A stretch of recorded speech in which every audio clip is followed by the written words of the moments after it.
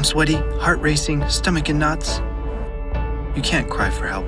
Not only is your throat too tight to breathe, but it'd be so embarrassing. No, you aren't being stalked by a monster. You're speaking in public, a fate some deem worse than death. See, when you're dead, you feel nothing. At a podium, you feel stage fright. But at some point, we all have to communicate in front of people, so you have to try and overcome it. To start, understand what stage fright is. Humans, social animals that we are wired to worry about reputation. Public speaking can threaten it. Before a speech, you fret. What if people think I'm awful, that I'm an idiot? That fear of being seen as an awful idiot is a threat reaction from a primitive part of your brain that's very hard to control. It's the fight or flight response, a self-protective process seen in a range of animals, most of which don't give speeches. But we have a wise partner in the study of freaking out. Charles Darwin tested fight or flight at the London Zoo's snake exhibit. He wrote in his diary, "My will and reason were powerless against the imagination of a danger which had never been experienced." He concluded that his response was an ancient reaction unaffected by the nuances of modern civilization. So to your conscious modern mind, it's a speech. To the rest of your brain, built up to code with the law of the jungle, when you perceive the possible consequences of blowing a speech, it's time to run for your life or fight to the death.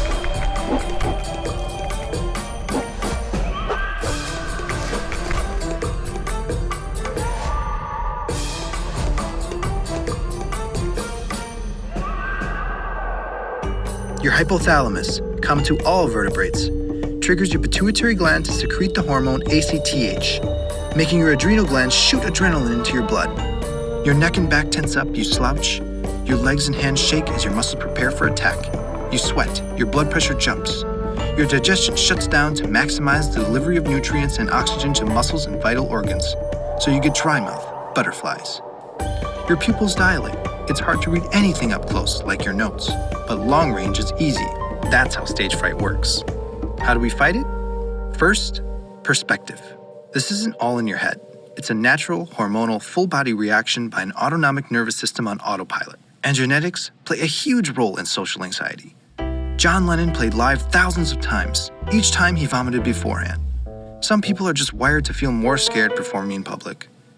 Since stage fright is natural and inevitable, focus on what you can control. Practice. A lot, starting long before in an environment similar to the real performance. Practicing any task increases your familiarity and reduces anxiety, so when it's time to speak in public, you're confident in yourself and the task at hand. Steve Jobs rehearsed his epic speeches for hundreds of hours, starting weeks in advance. If you know what you're saying, you'll feed off the crowd's energy instead of letting your hypothalamus convince your body it's about to be lunch for a pack of predators. But hey, the vertebrate hypothalamus has had millions of years more practice than you. Just before you go on stage, it's time to fight dirty and trick your brain. Stretch your arms up and breathe deeply. This makes your hypothalamus trigger a relaxation response. Stage fright usually hits hardest right before a presentation, so take that last minute to stretch and breathe. You approach the mic, voice clear, body relaxed. Your well-prepared speech convinces the wild crowd you're a charismatic genius. How? You didn't overcome stage fright. You adapted to it. And to the fact that no matter how civilized you may seem, in part of your brain, you're still a wild animal. A profound, well-spoken wild animal.